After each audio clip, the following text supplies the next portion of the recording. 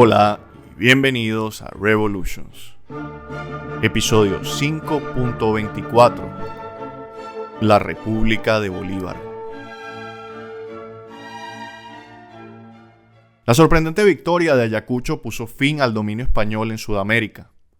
En vísperas de las abdicaciones de Bayona, allá por 1807, los españoles controlaban millones de kilómetros cuadrados de tierra, desde México hasta el extremo de la Patagonia en el sur. Pero tras casi 20 años de revueltas, insurrecciones y guerras, lo habían perdido casi todo. Fue una desintegración impactante para un imperio de 300 años. Seguían controlando Puerto Rico y Cuba, pero en tierra firme solo les quedaban dos pequeños focos de terca lealtad. En el Alto Perú, el conservador general Olañeta ignoró la orden de rendición del virrey La Serna y se preparó para resistir hasta el amargo final. A su desafiante resistencia se unió el comandante de la guarnición de la fortaleza del Callao, quien también rechazó la orden de rendición de La Serna y se preparó para aguantar un brutal asedio. Sin embargo, ninguno de los dos tendrá éxito. Y al final del episodio de hoy, ambos focos de obstinada lealtad también habrán desaparecido. Con el dominio español ya en el pasado, Sudamérica entró en una fase de transición y un mapa del continente de 1825 sería irreconocible hoy en día. Colombia seguía siendo un gran superestado que contenía Venezuela, Colombia, Ecuador y Panamá. En el Río de la Plata seguía reinando el caos y nadie sabía cómo iba a terminar. Los territorios que algún día se convertirían en Argentina, Paraguay, Uruguay y Brasil seguían siendo un caos de guerras civiles y conflictos transfronterizos. Perú era Perú, pero su frontera con Colombia al norte y Chile al sur sería fuente de conflictos y debates en el futuro. Por no hablar de la inminente cuestión de qué hacer con el Alto Perú. Dada su obsesiva necesidad de nadar contracorriente, de arar el mar, como él mismo dijo con elocuencia, Simón Bolívar esperaba que cuando se asentara el polvo de la revolución, surgirían 4 grandes países de las antiguas posesiones españolas, que se ajustarían aproximadamente a las fronteras de los antiguos virreinatos. Pero como veremos hoy, las fuerzas centrífugas del federalismo ya estaban socavando fatalmente el sueño de Bolívar, de que se establecieran grandes superestados centralistas en Sudamérica. Los líderes de Sudamérica no se ponían de acuerdo en muchas cosas, pero todos coincidían en que no querían vivir en superestados gigantescos, sobre todo no en superestados gobernados por Simón Bolívar. Pero aunque el mapa de Sudamérica en 1825 no es el mismo que existe hoy en día, la transformación del continente de colonias españolas a naciones libres e independientes estaba siendo finalmente reconocida por el resto del mundo, al menos por el mundo anglosajón. Como hemos visto a lo largo de esta serie, la actitud tanto de Estados Unidos como de Gran Bretaña hacia los revolucionarios españoles fue siempre cautelosa y neutral. Los británicos no querían arriesgar su alianza con España mientras duraran las guerras napoleónicas, e incluso después de Waterloo, Gran Bretaña dudó en alterar el reaccionario equilibrio de poder europeo de la posguerra. No vamos a explayarnos aquí, pero después del Congreso de Viena, la política internacional en Europa estuvo dirigida en líneas generales por la llamada Santa Alianza entre Austria, Prusia y Rusia, monarquías conservadoras de viejo cuño, opuestas al liberalismo, la democracia y cualquier cosa que insinuara siquiera la posibilidad de una revolución. La primera política británica de posguerra consistió en trabajar en concierto con la Santa Alianza, formando lo que se denomina la Cuádruple Alianza, que luego se convirtió en la Quíntuple Alianza en 1818, después de que incorporaran la monarquía borbónica de Francia, totalmente restaurada. Entre otras cosas, este conjunto de potencias conservadoras decidió a principios de la década de 1820 oponerse a la revuelta de los Carbonari en Italia, al incipiente impulso independentista griego frente al Imperio Otomano y, por supuesto, al motín liberal del ejército español de 1820, del que ya hablamos en el episodio 5.17. Para hacer frente a esta última, y para nosotros más relevante amenaza, la Quíntuple Alianza se reunió en Verona en octubre de 1822 y aprobó un plan que permitiría a Francia invadir España, anular la constitución liberal que se había establecido y restaurar el poder absoluto al rey Fernando VII. Los británicos no estaban entusiasmados con este plan y no lo apoyarían de ninguna manera, pero también determinaron que sería inútil tratar de detenerlo. Así que a principios de 1823, justo 10 años después de haber sido expulsados del país, los franceses volvieron a invadir España, dispersaron con éxito al gobierno liberal y devolvieron el poder absoluto al rey Fernando. Todo ello poniendo fin al periodo de la historia española llamado el Trienio Liberal. No es extrañar que el rey pronto hablara de la necesidad de restaurar todos los dominios de España en América para devolverlos a su legítimo propietario. Pero incluso los aliados más cercanos de Fernando se mostraban escépticos de que esto fuera remotamente posible. El mismo gobierno francés, que acababa de utilizar su ejército para restaurar su trono absolutista, no estaba interesado en ayudar a Fernando a devolver el imperio español a su antigua gloria. En su lugar, los franceses entablaron conversaciones bilaterales con los británicos para elaborar una estrategia conjunta a la cuestión de Sudamérica. De estas conversaciones, los británicos publicaron el Memorando Polignac en octubre de 1823, que tomaba su nombre del embajador francés en Londres. El memorándum decía que los británicos y los franceses no ayudarían a España a recuperar sus colonias perdidas, pero que ni Gran Bretaña ni Francia tenían ambiciones territoriales propias en Sudamérica, y que tampoco perseguirían derechos comerciales exclusivos en el hemisferio occidental. El libre comercio y la independencia política estarían a la orden del día en Sudamérica. Mientras tanto, al otro lado del Atlántico, Estados Unidos observaba con inquietud el final de las guerras napoleónicas y el ascenso de la Santa Alianza. Desde que George Washington inició su presidencia, la política exterior de Estados Unidos había consistido en evitar involucrarse en asuntos europeos. Ahora bien, no lo habían conseguido, como atestiguaban la cuasi guerra con Francia y las recientes humillaciones a manos de los británicos en la guerra de 1812, pero aún así, la política general de los presidentes y secretarios de Estado seguía siendo intentar mantener una neutralidad general, lo que les permitía ser reservados con sus primos sudamericanos, a quienes se podría pensar, dada la propia historia de Estados Unidos y sus profesados ideales, que el gobierno armaría y apoyaría gustosamente. Ahora bien, esto dejó a los sudamericanos comprensiblemente amargados y decepcionados por el supuesto faro de esperanza que eran los Estados Unidos de América, más aún porque bien sabían que los Estados Unidos no actuaban bajo principios honrados, sino que estaban dando prioridad a la adquisición de Florida a los españoles. No queriendo entorpecer estas negociaciones, Estados Unidos se negó a enviar barcos cargados de armas a los rebeldes de Sudamérica, e incluso tipificó como delito que los ciudadanos estadounidenses lo hicieran a título privado.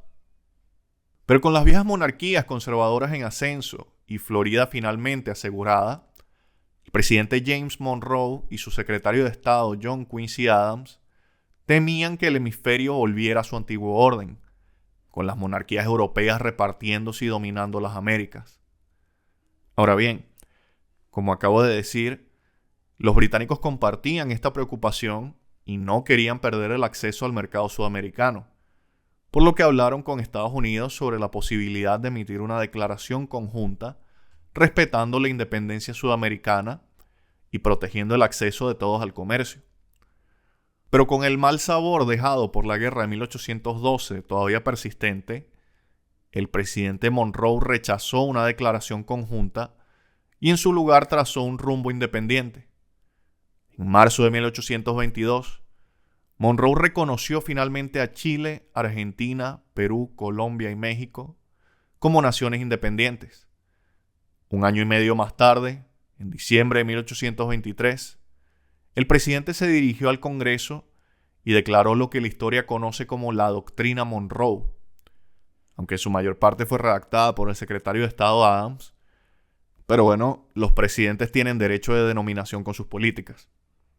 Monroe dijo que la ocasión se ha juzgado propicia para afirmar, como principio que afecta a los derechos e intereses de los Estados Unidos, que los Estados americanos, por la condición libre e independiente que han asumido y mantenido, no deben ser considerados en adelante como sujetos de colonización futura por ninguna potencia europea.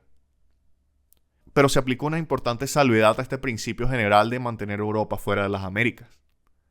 Monroe continuó diciendo: con las colonias o dependencias existentes de cualquier potencia europea no hemos interferido y no interferiremos, pero con los gobiernos que han declarado su independencia y la han mantenido, cuya independencia hemos reconocido con gran consideración y sobre la base de principios justos, no podríamos ver ninguna interposición por cualquier potencia europea con el propósito de oprimirlos o controlar de cualquier otra manera su destino, de ninguna otra forma que como la manifestación de una disposición inamistosa hacia los Estados Unidos.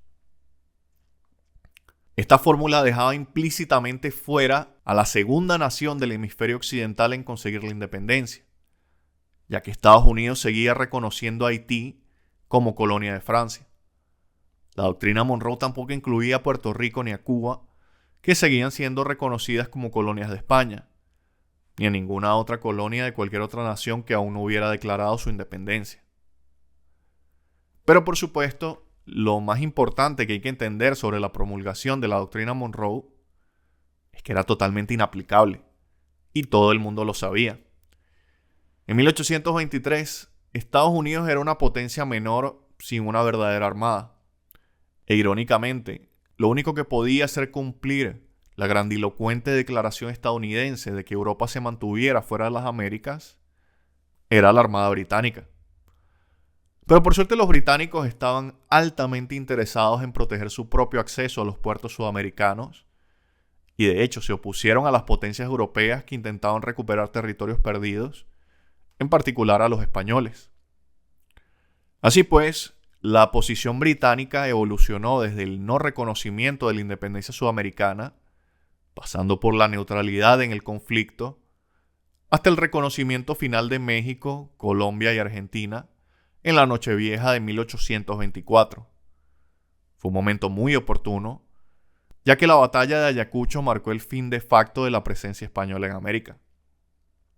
Aunque ya habían sido reconocidos formalmente por los gobiernos de Estados Unidos y Gran Bretaña, los sudamericanos seguirían redefiniendo qué era lo que querían que el resto del mundo reconociera realmente.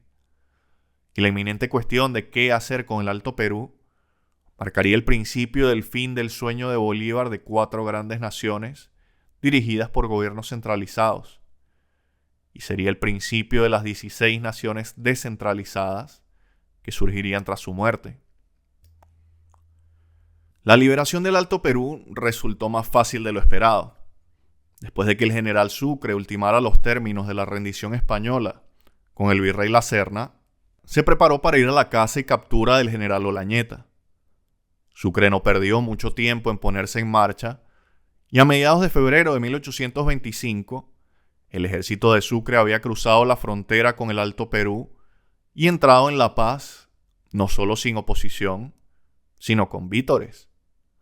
Las tropas españolas, entre comillas, que quedaban, eran en su mayoría reclutas locales, que aceptaron satisfechas la amnistía general que Sucre había enviado. Ofrecía incorporar en el ejército patriota tanto a hombres alistados como oficiales con su rango y paga equivalentes. Así que no hubo una guerra de independencia boliviana como tal. La marcha para liberar el Alto Perú no estuvo marcada por batallas, sino por deserciones pacíficas. Sin embargo, el intransigente Olañeta resistió con los últimos leales que le quedaban, pero en abril de 1825 fue muerto en una escaramuza menor. Y como fue la única baja de esa escaramuza y todos sus hombres desertaron rápidamente a Sucre, es asumido que Olañeta fue asesinado por sus propios hombres, por lo que Ayacucho pasó a la historia como la última batalla de la independencia hispanoamericana, ya que a finales de abril de 1825 el Alto Perú estaba en manos de Sucre, quien apenas había disparado un tiro. De vuelta en Lima, Bolívar estaba encantado con todo esto y se desvivía alabando a Sucre y augurando el amanecer de una nueva era de libertad, etcétera, etcétera. Eran noticias finalmente buenas porque la situación en Lima seguía siendo traicionera y deprimente. Así como la Ñeta había rechazado la orden de rendición de la Serna, también lo había hecho el comandante de la fortaleza del Callao. Así que el puerto de Lima seguía en manos enemigas. Cuando Bolívar regresó a la capital en diciembre de 1825, el expresidente Torre-Tagle y sus compañeros desertores habían huido todos al Callao y traían consigo a 4.000 de sus amigos más cercanos, todos los cuales temían las represalias patriotas. La fortaleza estaba ahora abarrotada con más de 7.000 hombres, mujeres y niños. Bolívar ordenó un asedio que acabaría en un último terrible año de sufrimiento y muerte. Con los desertores encerrados en el Callao, sin embargo, Bolívar fue capaz de ponerse a trabajar para volver a convocar lo que quedaba del Congreso Patriota cuando los reunió a mediados de febrero de 1825. Anunció formalmente la victoria en Ayacucho y luego dijo: «Oye, la mejor parte de esto es que ya no tengo que liderarlos más». Dijo: «El día que se reúna vuestro Congreso será el día de mi gloria, el día en que se colmarán los más vehementes deseos de mi ambición. No mandar más». Con lo cual el Congreso peruano renovó la dictadura de Bolívar por un año más y Bolívar aceptó. Como mencionamos la última vez, al haber sido despojado de sus mandos militares colombianos y con Santander dirigiendo todo en Bogotá, Bolívar era prácticamente una figura simbólica en Colombia, pero seguía siendo presidente, aunque ahora reanudara su dictadura en Perú. En cualquier caso, con más informes alentadores procedentes de Sucre y con todo el interior de Perú aún por recuperar, el dictador Bolívar reunió un gran séquito y partió de Lima el 15 de abril de 1825. Todos se dirigieron de nuevo a las montañas, esta vez con la intención de completar el viaje a Cusco, la cual era la antigua capital de los incas en los Andes. Sin embargo, para tristeza de Manuela Sáenz, Bolívar la dejó en Lima y la pareja estuvo a punto de separarse definitivamente durante esta última ruptura. Y es posible que ese fuese el plan de Bolívar, pero si lo fue no resultó. Creo que en beneficio de ambos. Pero mientras Bolívar y Sáenz entraban en un periodo de distanciamiento, Bolívar se reencontró con un hombre al que no veíamos desde el episodio 5.5, me parece, su antiguo tutor y compañero de viaje, el excéntrico Simón Rodríguez. Hacía más de 20 años que no se veían, no desde que habían caminado de Francia a Italia y de vuelta. Después de separarse en Europa, Bolívar regresó a Venezuela y se convirtió en el Libertador, mientras que Bolívar se quedó y se convirtió en un profesor itinerante a sueldo.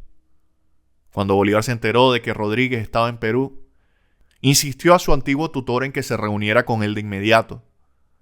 Todo el mundo consideraba a Rodríguez un excéntrico maniático, y probablemente lo era, pero Bolívar seguía sintiendo un gran afecto por él, y seguían estando de acuerdo en muchos de los principios liberales en los que Bolívar se había instruido junto a Rodríguez.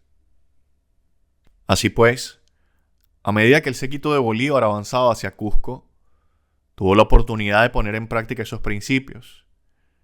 Y como una onda liberadora, cada ciudad por la que pasaba recibía una ola de reformas. Bolívar fundó escuelas, abolió la esclavitud, eliminó todos los antiguos privilegios y restricciones, redistribuyó la tierra de los ricos a los pobres. Durante su viaje, Bolívar se interesó también por el futuro de los amerindios. La población amerindia de Venezuela no era muy numerosa, por lo que nunca había ocupado un lugar destacado en su programa. Pero aquí, en el interior de Perú, constituían una gran mayoría de la población. Y Bolívar pensó que era su deber político y moral liberarlos de los antiguos grilletes de la opresión española. Decía: «Quiero hacer todo lo posible por ellos. Primero, por el bien de la humanidad. Segundo, porque tienen derecho a ello. Y en última instancia, porque hacer lo correcto cuesta muy poco y vale muchísimo. Pero aunque reformó todo lo que estaba a su alcance, a menudo el torbellino de reformas que traía consigo el séquito de Bolívar se disipaba en cuanto abandonaba la ciudad, y las viejas estructuras de poder volvían a afianzarse bajo nuevos ropajes más patrióticos. Finalmente Bolívar llegó a Cusco a finales de 1825 y fue recibido con extravagante celebración. Durante el mes que permaneció en la capital, introdujo aún más reformas para liberar a los indios y a todos los demás. Pero después de un mes en la capital, Bolívar sigue en movimiento. Ya tenía noticias de Sucre de que el general Olañeta había muerto y el Alto Perú estaba en manos patriotas. Así que Bolívar continuó su gira liberatoria en el camino de Cusco, ahora hacia La Paz. Y finalmente, el 19 de agosto de 1825, Bolívar y Sucre se reunieron a orillas del lago Titicaca. Se abrazaron por primera vez en 10 meses. Ahora en persona, Bolívar continuó colmando a Sucre de elogios y adoración por el magnífico trabajo que había hecho. Si bien nunca antes había compartido protagonismo voluntariamente, Bolívar ahora dejaba tranquilamente a Sucre disfrutar de ser el centro de atención.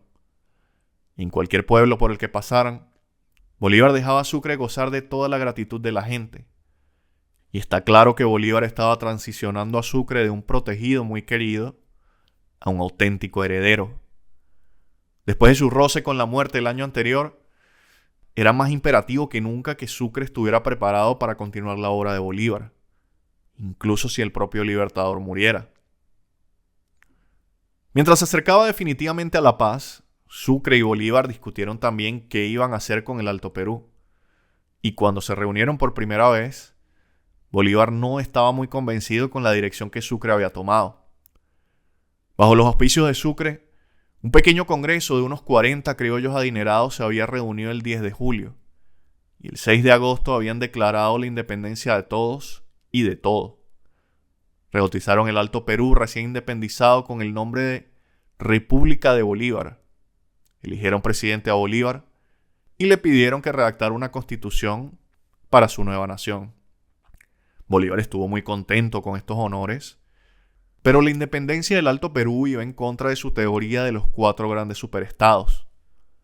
Bolívar no quería que los pequeños territorios subsidiarios se convirtieran en sus propios países independientes, ya que eso les daría ideas a todos los demás. Pero el estatus del Alto Perú era delicado, e incluso Bolívar podía ver que no era una simple cuestión de seguir al pie de la letra su propia doctrina. El Alto Perú era técnicamente parte del Virreinato del Río de la Plata. Lo había sido desde 1776, lo que significaba que si seguía ciegamente sus propios principios, pronto estaría organizando un traspaso de toda la región. ¿A quién? A los de Buenos Aires. Eso era inaceptable. Los pueblos del Alto Perú nunca habían sido realmente parte del Río de la Plata, y en la última década habían soportado múltiples incursiones de ejércitos argentinos. Había mucha enemistad entre ambas partes. Y en un plano más egoísta, Bolívar no estaba dispuesto a entregar la gran mina de plata de Potosí a un puñado de desconocidos en Buenos Aires. La confraternidad panamericana de Bolívar tenía límites. Colombianos y peruanos habían liberado el Alto Perú, así que, ¿por qué tenían que beneficiarse los argentinos? Bolívar intentó enhebrar esta aguja reconociendo la antigua reivindicación de Perú sobre su provincia hermana, pero Sucre le dijo a Bolívar que esto tampoco iba a funcionar, porque los lugareños no querían ser gobernados por Lima, y que cualquier intento de obligarles a ello convertiría el Alto Perú en un hervidero de actividad contrarrevolucionaria, que causaría un daño imprevisible a la causa patriota. Bolívar usualmente no aceptaba consejos, pero proviniendo de Sucre, Bolívar cedió. El Alto Perú sería ahora la República de Bolívar, pronto abreviada simplemente Bolivia. También aceptó la presidencia y la petición de redactar una constitución, y al aceptar la presidencia de Bolivia, Simón Bolívar era ahora el mandatario de la Gran Colombia, Perú y Bolivia, territorios que abarcaban en total casi 2,5 millones de kilómetros. Era, como a muchos historiadores les gusta señalar, un área mayor que la que conquistó el mismísimo Alejandro Magno. Por un momento le dio una loquetera y Bolívar quiso tentar aún más la suerte. Aunque no estaba interesado en entregar el Alto Perú a los argentinos, y aún les guardaba cierto rencor por su negativa a ayudar a Perú el año anterior, Bolívar se reunió con un flujo de notables delegados que salieron de Buenos Aires para visitar al Libertador. Pero no acudían a él para reclamar el Alto Perú, sino para pedirle que siguiera marchando y les ayudara con sus más recientes problemas.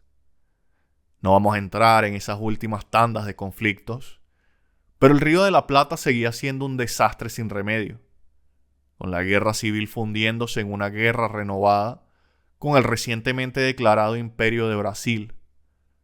Los embajadores de Buenos Aires rogaron a Bolívar que marchara y les echara una mano. Obviamente, Bolívar no estaba muy convencido con estas súplicas, dado que estos mismos tipos habían ignorado sus recientes ruegos para que le ayudaran a liberar Perú. Pero aún así, Bolívar no pudo evitarlo, y en su imaginación se inflamó con la idea de completar un circuito por el continente que le dejaría pisando la desembocadura del Río de la Plata, habiendo liberado a todos y a todo en Sudamérica. Pero como aún carecía de autoridad militar formal para tomar las tropas colombianas, escribió de nuevo a Santander solicitando que se permitiera a las tropas colombianas seguir marchando hacia abajo de las montañas y unirse a la lucha en el Río de la Plata. Decía: César en la Galia amenazaba a Roma, y yo en el Alto Perú amenazo a todos los conspiradores de América y por consiguiente puedo salvar a todas sus repúblicas. Si pierdo mi posición en el sur, de nada vale la conquista del Perú, y el imperio del Brasil devorará el Río de la Plata y el Alto Perú. Pero cuando esta petición llegó a Bogotá, el vicepresidente Santander se enfureció y se negó rotundamente. Criticó a Bolívar diciéndole que se había vuelto loco. Dijo: el miserable estado de nuestros asuntos financieros me ha obligado a suspender todo combate. 10 años de paz nos enderezarían. Hoy nuestro ejército tiene costos estimados de 16 a 18 millones de dólares. Nuestros ingresos son de 7 a 8. ¿De dónde sacaremos la diferencia? La forma de hacerlo podría ser disminuir el ejército y deshacernos de la armada. Sucre secundó el escepticismo bastante razonable de Santander, y tras un breve coqueteo con la idea de marchar a Argentina, Bolívar lo dejó. Tenía un laberinto fatal por el cual descender, pero no sería en el Río de la Plata. En su lugar, Bolívar dio media vuelta e inició un viaje de regreso a Lima, llegando de nuevo a la capital en febrero de 1826, tras 10 meses de ausencia. Cuando se aproximaba a Lima, recibió la buena noticia de que la fortaleza del Callao había caído. La fortaleza había estado bajo asedio continuo durante más de un año, y en ese tiempo las condiciones en su interior se habían vuelto atroces. No estaba pensada para albergar y alimentar a 7,000 personas, y las enfermedades y el hambre se habían instalado pronto y no habían hecho más que empeorar. El comandante del fuerte empezó a sacar a los civiles, pero tras la salida de las primeras oleadas, los patriotas se dieron cuenta de que los civiles solo eran liberados para ahorrar suministros para los soldados. Así que todos los que intentaban salir luego eran rechazados. Las cosas empeoraron, como era de esperar, y la parca arrasó la fortaleza, cosechando almas con facilidad. De los 7,000 que entraron, solo la mitad seguía con vida cuando se izó la bandera blanca el 22 de enero de 1826. Entre los muertos estaba el expresidente Torretagle, a quien Bolívar no pudo cobrar ninguna venganza personal por traicionar la causa. Pero estaba bien, porque la venganza es asunto de Dios de todos modos. Cuando Bolívar regresó a Lima, se reencontró y reconcilió con Manuela Sáenz, cada uno perdonando al otro sus pecados, y a partir de ese momento fueron marido y mujer de facto, aunque nunca llegaron a casarse. En ese momento, febrero de 1826, mucha gente esperaba que Bolívar hiciera las maletas y se fuera a casa.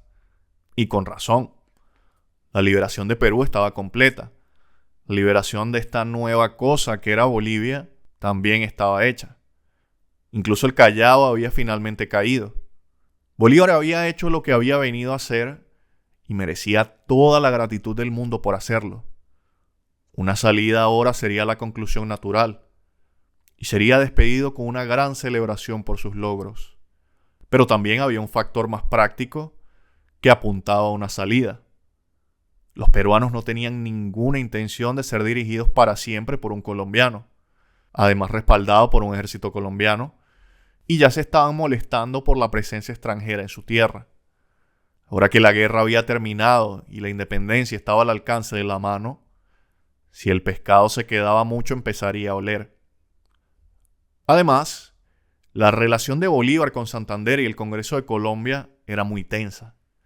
E incluso recibió una carta de Páez desde Venezuela en la que le decía que no todo iba bien en casa y que Bolívar debía volver. Páez dijo: "La situación en este país es muy parecida a la de Francia cuando Napoleón estaba en Egipto y fue llamado por los líderes de la revolución, que estaban convencidos de que un gobierno que había caído en manos de la chusma no sobreviviría. Usted está en condiciones de decir lo que ese gran hombre dijo entonces.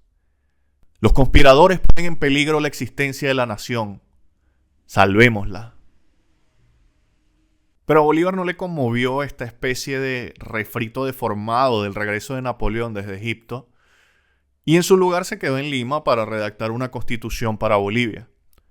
Una constitución que asustaría a todo el mundo, desde Cartagena hasta Concepción, ya que Simón Bolívar pretendía convertirse en emperador de Sudamérica. La constitución que Bolívar escribió para Bolivia fue la culminación de su filosofía política, una filosofía que había estado desarrollando desde el Manifiesto de Cartagena allá por 1812, y que solo puede describirse como un modelo de despotismo ilustrado. Sus experiencias de la última década no hicieron sino confirmarle que los legisladores electos eran un componente importante del gobierno, pero también fosas de venenosa desestabilización, y que debían ser manejados por la mano firme de un ejecutivo fuerte. Así que creó un pequeño y romántico poder legislativo, recurriendo a imágenes clásicas romanas, con un senado para promulgar leyes, tribunos para controlar el tesoro, y un departamento de guerra y censores para vigilar las libertades civiles. También creó un poder judicial independiente para interpretar y hacer cumplir la ley. Pero a la cabeza de la Constitución había un presidente que sería elegido de por vida. Bolívar dijo: "Evitaremos las elecciones, que siempre acaban en el gran azote de las repúblicas, la anarquía, el peligro más inminente y terrible del gobierno popular. El presidente también tendría derecho a nombrar a su vicepresidente y sucesor sin interferencias y a establecer amplios departamentos ejecutivos que prácticamente dejarían al gobierno dirigido por el mismo presidente. En el modelo ideal de Bolívar, un solo hombre debía manejar el show". Pero dicho esto, Bolívar realmente odiaba el absolutismo monárquico con el calor de 1.000.000 de soles. Su constitución no era un modelo de despotismo, sino de despotismo ilustrado. Por eso incluyó toda la gama de valores políticos liberales: libertad de prensa, libertad de expresión, libertad para trabajar y desplazarse a discreción, igualdad garantizada ante la ley, garantías procesales, juicios ante jurado, y por supuesto, Bolívar siguió cumpliendo su antigua promesa a Alexandre Pétion e incluyó la abolición de la esclavitud. La idea era que todos los bolivianos tuvieran derecho a vivir y trabajar sin ser maltratados por una estructura que los ataba a normas y regulaciones injustas. Pero siendo un noble liberal chapado a la antigua, Bolívar también introdujo una distinción entre bolivianos, es decir, los habitantes de Colombia, y ciudadanos, un orden mayor que otorgaba a un hombre, y sí, por supuesto, solo a hombres, derechos políticos más allá de los meros derechos civiles.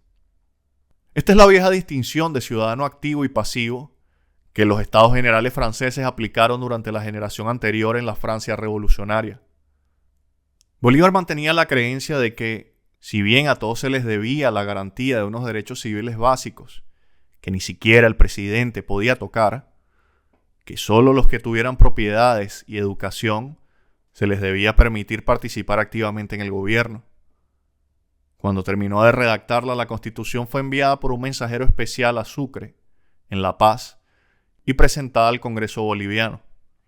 Pero la Constitución de Bolivia fue solo el comienzo, pues en realidad era solo el primer paso para que Bolívar completara un nuevo gran objetivo.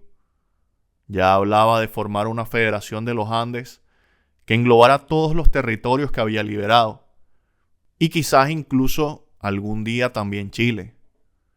Pero su preocupación más inmediata era el próximo Congreso de Panamá.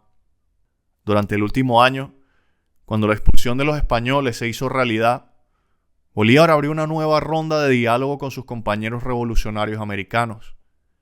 Esta vez no pidiéndoles que le ayudaran a liberar Perú, sino que se reunieran en una gran cumbre donde todos pudieran discutir el futuro del continente liberado.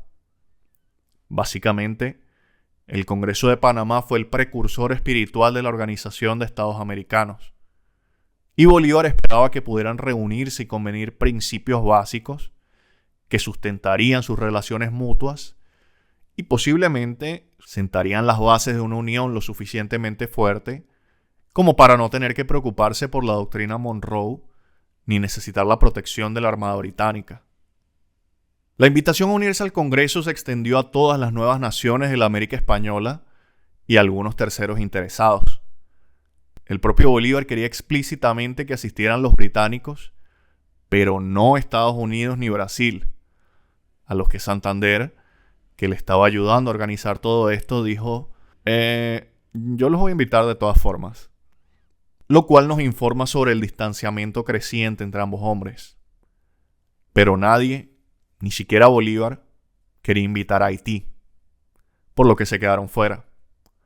Por un lado eran franceses y por otro eran todos exesclavos, lo que incomodaba a todo el mundo. Pero lo que Bolívar esperaba que fuera un gran momento en la historia de América, se esfumó hasta la irrelevancia. Cuando el Congreso se reunió en junio de 1826, solo asistieron Colombia, Perú, México y la Confederación de Territorios Centroamericanos. El Río de la Plata no envió a nadie, Brasil rechazó la invitación, al igual que Chile. Estados Unidos consideró la invitación, pero la consideró tanto que se les acabó el tiempo para enviar un delegado. Los británicos, por su parte, aceptaron la invitación y enviaron algunos cónsules que dedicaron la mayor parte de su tiempo a negociar acuerdos comerciales. En las breves sesiones del Congreso de Panamá se habló mucho de garantías de neutralidad entre las nuevas naciones, el arbitraje de disputas, la abolición de la esclavitud y la aceptación de los principios esbozados en la doctrina Monroe. Pero estas conversaciones no produjeron resoluciones duraderas, y solo la delegación colombiana ratificó algo. Simón Bolívar y todos los demás sudamericanos tenían ideas diferentes de lo que significaba ser libre e independiente. Bolívar quería que todos se unieran, y todos los demás querían seguir sus propios caminos. A pesar de la decepción, Bolívar siguió adelante y se sintió satisfecho cuando el Congreso boliviano aceptó su constitución. Y entonces, con su aprobación, por supuesto, eligieron a Sucre como primer presidente. Pero aún más que Bolívar hace unos años, Sucre no quería poder político. Estaba ansioso por volver a casa con su nueva esposa. Se consideraba un militar y no un político, y aceptó servir solo 2 años y no de por vida. Pero Bolívar fue entonces aún más lejos, pues resultó que no había escrito la Constitución estrictamente para los bolivianos, sino que quería que todas las naciones que había liberado adoptaran el mismo modelo. Así que convocó el Congreso peruano el 16 de agosto de 1826 y les indujo a aceptar esa misma Constitución, para después elegirlo a él, Bolívar, presidente vitalicio. Esto fue una sorpresa para todos, en Perú y Colombia, y francamente en todo el mundo. porque todos esperaban que ahora se fuera a casa y no afianzara aún más su poder en Lima. Todas sus pretensiones de ser un Cincinato sudamericano parecían ahora quedar expuestas como una mera farsa. Aunque, finalmente, los acontecimientos en Colombia obligaron a Bolívar a abandonar Perú. Al parecer, José Antonio Páez se había cansado de esperar a que Bolívar volviera a casa y liberara a Venezuela de los abogados traidores de Bogotá, y se había sublevado contra el vicepresidente Santander. Así que a finales de agosto, ahora era Santander y no Páez quien escribía al Libertador y le rogaba, le suplicaba que volviera a casa. Así que en septiembre de 1826, Bolívar hizo caso, se subió a un barco que lo llevaría de regreso a Guayaquil, desde donde haría el viaje por tierra hasta Bogotá. Llevaba poco más de 2 años en Perú. Todo el mundo se alegraba de que hubiera venido y ahora todo el mundo se alegraba de que se fuera. En el siguiente episodio, Bolívar regresará a Bogotá y allí entrará en ese laberinto fatal del cual no regresaría.